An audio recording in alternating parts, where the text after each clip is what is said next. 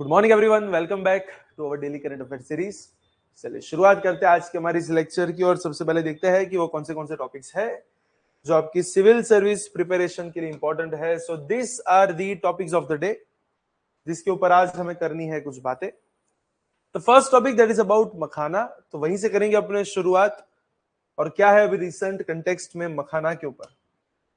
तो देखिए अभी रिसेंटली पार्लियामेंट ने कुछ वहां पे डिक्लेरेशन की है, कुछ इंफॉर्मेशन वहां पे दी है that parliament was informed that India produces nearly 80% of world's makhana, reinforcing its global dominance in this niche agriculture sector.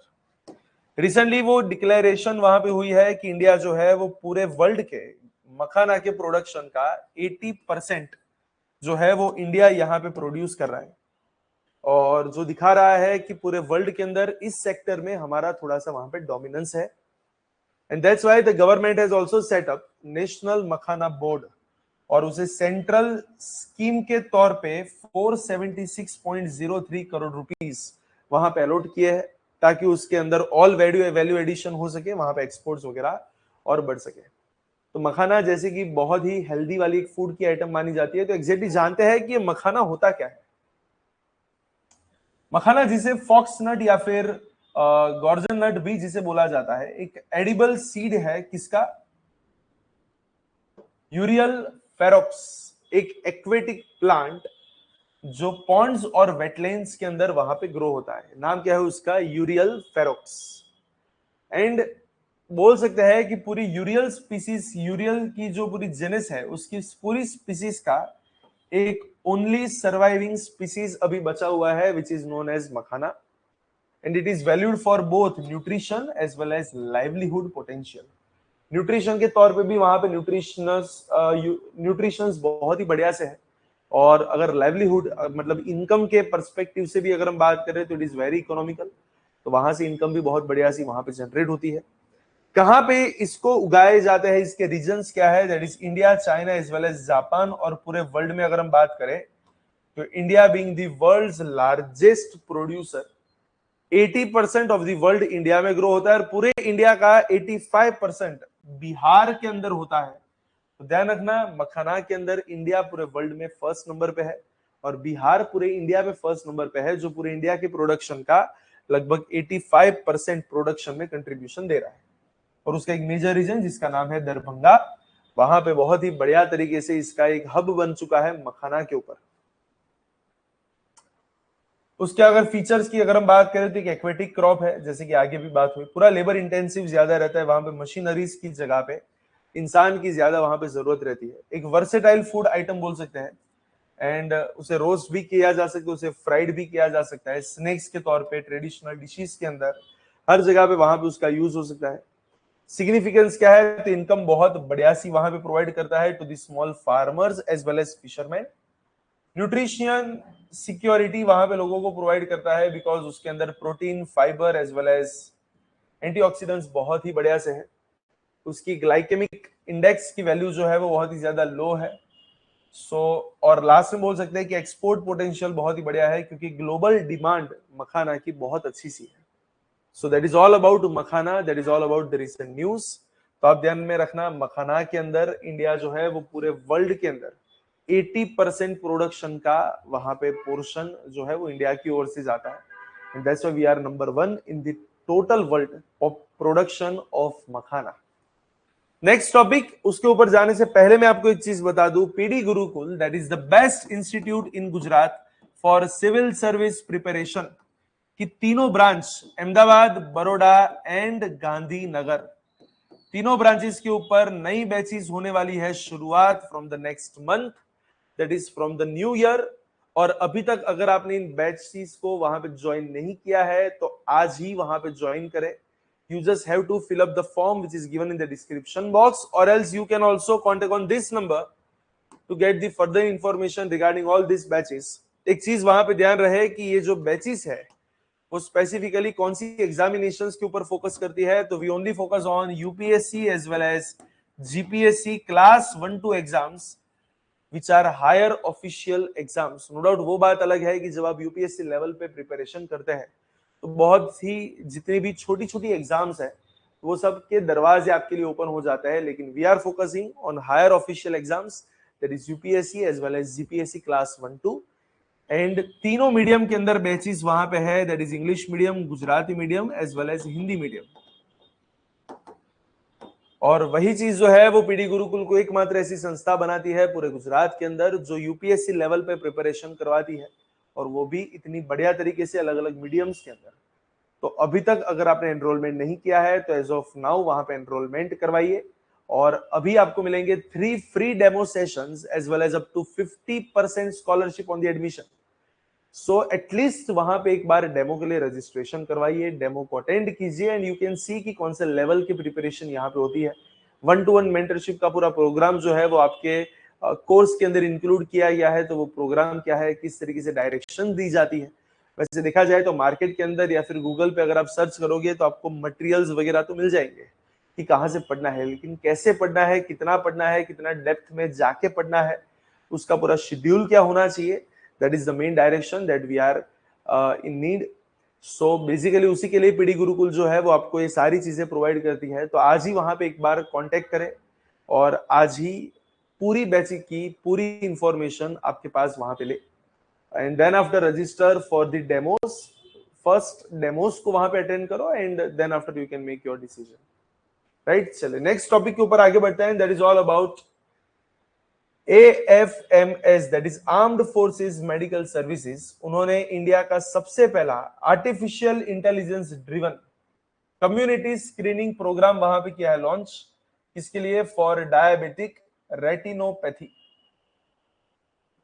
So armed forces medical services उन्होंने इंडिया का सबसे पहला AI driven, that is artificial intelligence driven community screening program वहां पे किया है launch. इसके लिए फॉर डायबिटिक रेटिनोपैथी।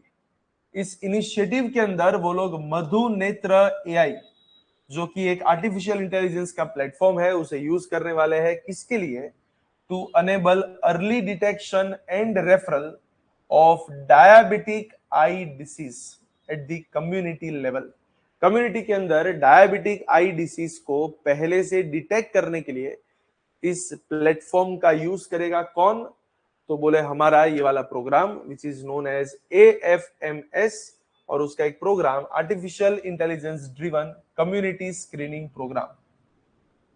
तो एग्जैक्टली अगर इस प्रोग्राम के बारे में जाने तो ये देश का सबसे पहला इस तरीके का प्रोग्राम है जहां पे AFMS ने कोलैबोरेशन किया हुआ है with doctor Rajendra Prasad centre for ophthalmic sciences, which is known as RPC, AIMS as well as eHealth AI unit and Ministry of Health and Family Welfare। उसका मेन एम क्या है कि जितने भी डायबिटिक रेटिनोपैथी के जो भी केसेस हैं उसे वहां पे पहले से डिटेक्ट किए जाए, साथ साथ एक real time national health intelligence वहां पे डेवलप किया जाए on DR, that is diabetic retinopathy prevalence and geography, to reduce the preventable diabetes which are related to blindness through scalable screening। तो पहले से जो ब्लाइंडनेस के लिए जो वहां पे उसका एक कारक है, उसका एक रीजन है, दैट इज DR। तो डायबिटिक रेटिनोपैथी को पहले से वहां पे डिटेक्ट करके उसको प्रिवेंट करने का एक पूरा मिशन है ये वाला। उसके मेन फीचर्स क्या है? तो पूरा AI बेस्ड स्क्रीनिंग यहाँ पे रहता है and grading of retinal images captured via handheld fundus cameras. तो कैमरा के थ्रू वहां पे सबसे पहले स्क्रीनिंग होता है, वहां पे रेटिनल इमेजेस को वहां पे लिया जाता है। Community level deployment by trained medical officers, nurse as well as health assistants. Automated tracing with referrals for vision threatening DR to vitreo retina specialist, और एक रियल टाइम डैशबोर्ड्स वहां पे प्रोवाइड होता है for prevalence and geographic mapping to help the policy planning. Overall देखा जाए तो 7 अलग अलग लोकेशंस के अंदर इसको वहां पे शुरुआत करने की वहां पे बात है। The 7 diverse locations like Pune, Mumbai, Bengaluru, Dharamshala, Gaya, Jorhat as well as Kochi. तो वहां पे इसको शुरू करने की वहां पे बात है। इंटीग्रेशन विथ NCD प्रोग्राम्स, और उसका मेन सिग्निफिकेंस क्या रहेगा अगर ये वाली चीज हो जाती है तो पब्लिक हेल्थ एक तो यहाँ पे थोड़ी सी डेफिनेटली बेटर हो जाएगी। साथ साथ एआई का वहां पे यूजेज जो है वो थोड़ा सा बढ़ा सकते हैं हेल्थ केयर के अंदर, लोगों के बीच में इक्वालिटी बनेगी और हेल्थ सर्विसेज के अंदर वहां पे रीच जो है वो लोगों की और वहां पे बढ़ सकेगी। The next topic and that is about respond basket 2025। अब देखिए ये क्या है रिस्पॉन्ड बास्केट। इसरो ने अभी कुछ रिसेंटली लॉन्च किया। पहले तो आपको ये पता होना चाहिए कि बास्केट है क्या, और साथ साथ ये पता होना चाहिए कि किसने इसको लॉन्च किया है। इसरो ने एक नया बास्केट लॉन्च किया है जिसका नाम है रिस्पॉन्ड बास्केट, और वहां पे एग्जैक्टली क्या करने की बात है, तो उन्होंने कुछ चीज का एक नया इनिशिएटिव लिया है। जितने भी रिसर्च प्रपोजल्स है फ्रॉम एकेडेमिया, उन सबको अलाइन करने के लिए किसके साथ, तो बोले current and future mission needs के साथ। तो करंट एंड फ्यूचर के जो जितने भी मिशंस है उन सब की जो रिक्वायरमेंट्स है उसके लिए डेफिनेटली वहां पे रिसर्च वगैरह करने की जरूरत है। और अगर कोई पूरे देश के अंदर ऐसी कोई रिसर्च कर रहा है तो उसके प्रपोजल्स को इनवाइट करने के लिए एक वहां पे एक बास्केट बनाया गया है जिसका नाम है रिस्पॉन्ड बास्केट 2025। सो बोल सकते हैं it's a curated set of mission oriented research problem statements identified by ISRO as well as Department of Space Centers. And it also guides the academia towards the targeted research. जितने भी academia है उन्हें targeted research के अंदर वहां पे थोड़ा सा और उन्हें फोकस करने के लिए वहां पे थोड़ा सा उन्हें प्रमोट करना है, उन्हें गाइड करना है कि आप इस जोन के अंदर और वहां पे रिसर्च कीजिए। And that will definitely directly support ISRO's upcoming space missions as well as research and development priorities. Basket किसने किया है पब्लिश, तो it is publish by Indian space research organisation that is ISRO, और साथ साथ वहां पे डिपार्टमेंट ऑफ स्पेस का भी वहां पे हेल्प है that is union government. Aim क्या है, to bridge academia as well as national space missions through focused collaborative research. जितने भी एकेडेमिया है, जो भी इंस्टीट्यूशंस है, तो उन्हें एक तरीके से एक प्रॉपर गाइडेंस देना है कि आपको कौन से जोन के अंदर रिसर्च करने की जरूरत है, वहां पे वो लोग रिसर्च करें ताकि फ्यूचर के जितने भी मिशंस है उन सबके अंदर कुछ ना कुछ हेल्प वहां पे मिल सके। To leverage the academic innovation, advanced research as well as human capital for solving the complex space technology challenges. Main उसके फीचर्स क्या रहेंगे,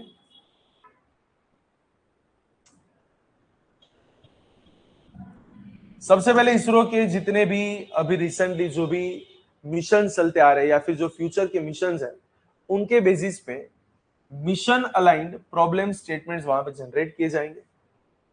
ये सारे के सारे स्टेटमेंट्स को प्रीमियर इंस्टीट्यूशन के साथ वहां पे ओपन किए जाएंगे, that is universities and recognised academic and R&D research institutes across India can apply for the same.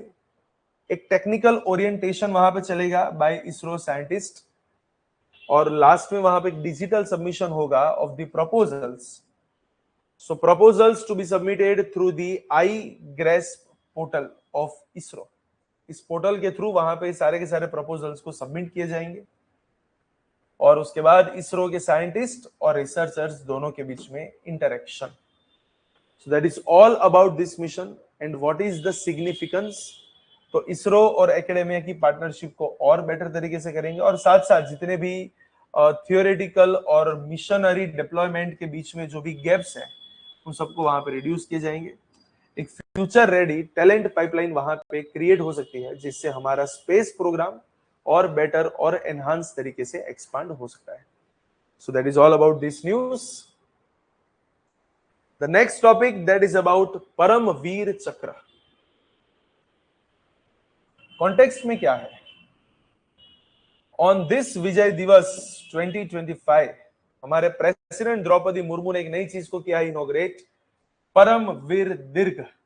कहां पे, eight Rashtrapati Bhavan, where portraits of all 21 Paramvir चक्र अवॉर्डीज were displayed। जहां पे सारे के सारे 21 परमवीर चक्र के जो भी अवॉर्डीज हैं, जिन्हें वाला चक्र मिला हुआ है, उन सबके पोर्ट्रेट्स वहां पे हुए डिस्प्ले। और उन्होंने ब्रिटिश 8 डे कैंप्स के जितने भी पोर्ट्रेट्स थे उन सबको वहां पे रिप्लेस किया, and it definitely symbolize India's continuous efforts to shed colonial legacies. Britishers ने इंडिया में अपनी खुद की लेगेसीज को हर जगह पे एस्टैब्लिश किया और उसे रिप्लेस करके हमने हमारे 21 परमवीर चक्र अवॉर्डीज को वहां पे प्रमोट किया है। परमवीर चक्र क्या है? इंडिया का मिलिट्री के अंदर सबसे हाईएस्ट अवार्ड है, जो bravery, valour as well as supreme sacrifice in the presence of enemy during the war time उसे वहां पे शोकेस करता है। 26 जनवरी 1950 के अंदर उसे वहां पे इंस्टीट्यूट किया गया with the enforcement of the constitution of India. और बेसिकली ये किसको दिया जाता है? तो army, navy, air force, territorial army and other lawfully constituted arm forces, उनके हर एक पर्सोनल के लिए, for every personnel, for all personnels, ये वाला रैंक जो है उसे वो ओपन है। साथ साथ it also can be awarded posthumously. The majority of recipients have received it after the martyrdom. Majority जितने भी अवॉर्डीज है वो जब शहीद हो जाते हैं उनके बाद ये वाला अवार्ड उन्हें दिया गया है। It comes with a monthly honorarium of 3000 rupees with an additional 3000 rupees for each bar awarded. Criteria क्या है? तो ध्यान रखना, ये सिर्फ वॉर टाइम के अंदर ही इसको वहां पे अवार्ड दिए जाते हैं। It recognizes the exceptional courage, indomitable spirit and self-sacrifice in the face of the army. आज तक देखा जाए तो टोटल 21 अवॉर्डीज यहां पे हुए हैं। आउट ऑफ 21, 14 जो है वो उनकी शहीदी के बाद उनको वहां पे दिए गए हैं। Conferred across 4 major wars fought by India. और इसके पहले जो था that was it known as aide de camps. तो जो एड डे कैंप्स थे, it's a personal military officer attached to high constitutional authorities like president, governors और chief of service. और इनकी शुरुआत कब से हुई थी? From British era. Typically major, lieutenant commander या फिर स्क्वाड्रन लीडर, उन सबको वहां पे ये वाले रैंक्स दिए जाते थे। ओवरऑल देखा जाए की functions, so managing the daily schedules and the official engagements of the dignitaries, coordinating ceremonial duties, state visits, protocol events etcetera etcetera, acting as a liaison between Rashtrapati Bhavan and civil और military authorities, और इन सबको वहां पे assist करना वो उनका major वहां पे काम। And the last topic that is about Tianjin declaration. अब देखिए क्या है ये तियानजिन डिक्लेरेशन। तो आपको बस ये पता होना चाहिए कि कौन से ऑर्गेनाइजेशन के अंदर ऐसी कुछ बातें हैं। तो अगर हम इस डिक्लेरेशन की बात करें तो 2025 की Shanghai cooperation organisation that is SCO की समिट जो कहां पे हुई? इन तियानजिन। तो तियानजिन के अंदर ये वाली जो समिट हुई, वहां पे इंडिया ने अलग अलग एससीओ के मेंबर्स को ज्वाइन किया है in endorsing this Tianjin declaration, जो किसके ऊपर है? Committing to deepen cooperation in artificial intelligence governance and capacity building. तो आर्टिफिशियल इंटेलिजेंस के अंदर कोऑपरेशन को बढ़ाने के लिए एक डिक्लेरेशन हुआ जिसका नाम है तियानजिन डिक्लेरेशन अंडर एससीओ, और इंडिया ने इसे वहां पे एंडोर्स किया है। So it's an outcome document adopted by the SCO Council of Head of the States in 2025 Tianjin Summit। और वहां पे किसके ऊपर बात थी? On security, development, technology as well as institutional reforms in artificial intelligence। तो उसके की आउटकम्स वहां पे क्या रहे? एक तो AI कोऑपरेशन फ्रेमवर्क की वहां पे बात है that emphasized that all countries have equal rights to develop and use artificial intelligence, जो basically United Nation General assembly के रेजोल्यूशन को भी वहां पे अलाइन कर रहा है। रिस्क मिटिगेशन की कुछ बातें हुई। SCO members committed to improving security, accountability, transparency, inclusiveness and trustworthiness as well as fairness of AI system. और एक रोड मैप वहां पे अडॉप्ट किया गया for AI cooperation to guide the joint research, standards as well as capacity building. Plus एक regional AI centre की वहां पे बात हुई। So it welcome the United Nation General Assembly resolution proposing a regional AI center कहां पे? Eight Dushanbe, जो central Asia की डिजिटल इकोसिस्टम को और बेटर करेगा। और कुछ बातें करें अबाउट शंघाई कोऑपरेशन ऑर्गेनाइजेशन, तो क्या है? एक परमानेंट इंटर गवर्नमेंटल ऑर्गेनाइजेशन है जो regional security, economic cooperation and people to people ties के ऊपर वहां पे फोकस करता है in Eurasia, that is Europe plus Asia. शुरुआत हुई थी 2001 से शंघाई के अंदर। हेडक्वार्टर इसका कहां पे है? तो ध्यान रखना, Shanghai cooperation headquarter is in Beijing, China. उसके मेंबर्स की अगर हम बात करें तो देयर आर 10 मेंबर स्टेट्स, सारे के सारे मेंबर स्टेट्स यहाँ पे है। 2 उसके ऑब्जर्वर स्टेट्स है, that is Afghanistan and Mongolia. Aim क्या है? To strengthen the mutual trust, friendship as well as good neighbourliness. Decision making body के अंदर वहां पे एक होती है council of head of the states, जो उसकी सुप्रीम बॉडी मानी जाती है। साथ साथ council of the heads of the government, जो उसकी इकोनॉमिक और बजट वाली मैटर्स को देखती है। और फिर एक होती है काउंसिल ऑफ नेशनल कोऑर्डिनेटर्स, जो कोऑर्डिनेशन वगैरह को वहां पे संभालती है। उसकी ऑफिशियल लैंग्वेज क्या है? एक तो रशियन और एक Chinese. So that is all about Shanghai cooperation and that is all about today's lecture. तो इसी के साथ आज का लेक्चर जो है उसे यहाँ पे करते हैं, और नेक्स्ट लेक्चर के अंदर कुछ इसी टॉपिक्स के साथ, इसी तरीके के टॉपिक्स के साथ वापस एक बार मिलेंगे। लेकिन तब तक के लिए all the very best for your preparation. चलिए नेक्स्ट लेक्चर के अंदर वापस करेंगे शुरुआत। आज का लेक्चर यहीं तक का रखते हैं। Thank you so much.